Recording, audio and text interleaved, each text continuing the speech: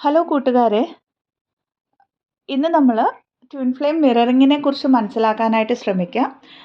അപ്പോൾ പലരും ചോദിക്കുന്ന ഒരു ചോദ്യമാണ്, ട്വിൻ ഫ്ലെയിം മിറർ ചെയ്യുമ്പോൾ ഞങ്ങൾക്ക് പെയിൻ വരുന്നുണ്ട്, അല്ലെങ്കിൽ ഈ മിററിങ് എത്ര നാൾ കാണും എന്നൊക്കെ പറഞ്ഞിട്ട്.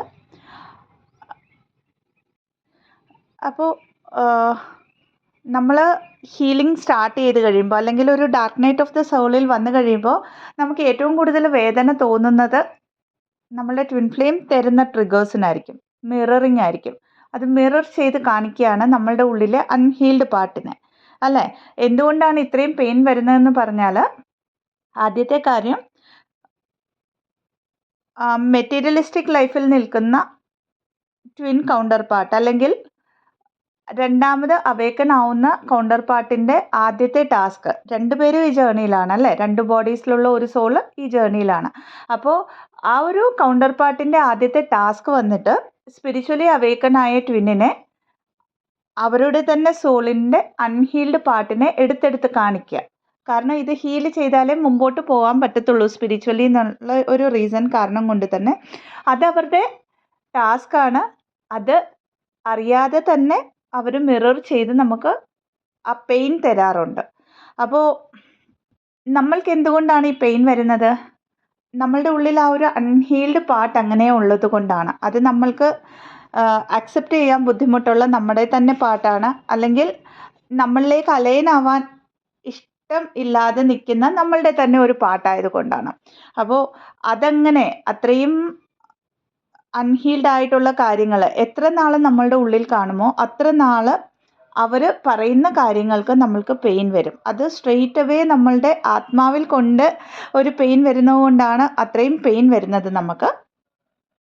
ഇതേപോലെ തന്നെ സ്പിരിച്വലി അവേക്കനായ ട്വിൻ, അല്ലെങ്കിൽ ഡിവൈൻ ഫെമിനൈൻ ആയിരിക്കുക, അല്ലെങ്കിൽ മസ്കുലൈൻ എനർജീസും അവേക്കൺ ആവാറുണ്ട്. അവരും അറിഞ്ഞോ അറിയാതെയോ തൻ്റെ കൗണ്ടർ പാർട്ടിനെ മിറർ ചെയ്ത് കാണിക്കാറുണ്ട് അവരുടെ ആ ഒരു പ്രശ്നങ്ങൾ, അല്ലെങ്കിൽ അവരുടെ ഇൻസെക്യൂരിറ്റീസ്, ഫിയേഴ്സ് ഒക്കെയും അവരുടെ അൺഹീൽഡ് ആയിട്ടുള്ള പാർട്ട്. അതുകൊണ്ടാണ് പലപ്പോഴും നമ്മുടെ കൗണ്ടർ പാർട്ട് നമ്മളെ ബ്ലോക്ക് ചെയ്ത് പോകുന്നത്.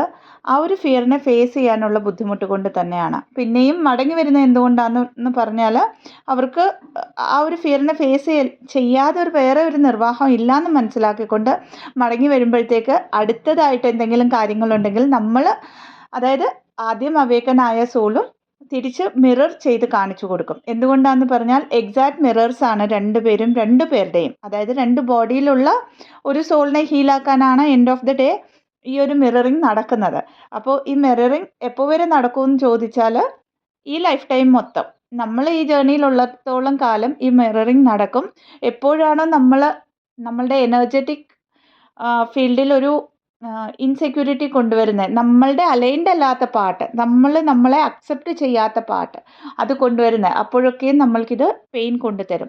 അതുകൊണ്ടാണ് എപ്പോഴും സെൽഫ് ലവിൽ ഇരിക്കാൻ പറയുന്നത്. സെൽഫ് ലവിൽ ഇരിക്കുമ്പോൾ നമ്മളുടെ ആ ഒരു ഡാർക്കസ്റ്റ് ഫിയറിനെ പോലും നമുക്ക് ഫേസ് ചെയ്യാനുള്ള ഒരു സ്ട്രെങ്ത് നമ്മളിലേക്ക് വരും. ഇനി അടുത്ത ചോദ്യം ഇതിൽ വരുന്നത്, പെർമനൻറ്റ് യൂണിയൻ കഴിഞ്ഞാലും മിററിങ് നടക്കുമോ എന്നുള്ളതാണ്. ആൻസർ സെയിം തന്നെയാണ്. എന്നാണോ നിങ്ങളുടെ എനർജീനെ നിങ്ങൾ ബാലൻസ് ചെയ്യാൻ പേടിക്കുന്നത്, മടിക്കുന്നത്, അക്സെപ്റ്റ് ചെയ്യാൻ മടിക്കുന്നത്, ഈവൻ എത്ര നമ്മൾ അവേക്കൻഡ് ആണെങ്കിലും, അന്ന് പിന്നെയും ആ ഒരു ട്രിഗർ അല്ലെങ്കിൽ മിറർ നമുക്ക് തിരിച്ച് കാണിച്ച് തന്നിരിക്കും നമ്മളുടെ കൗണ്ടർ പാർട്ട്.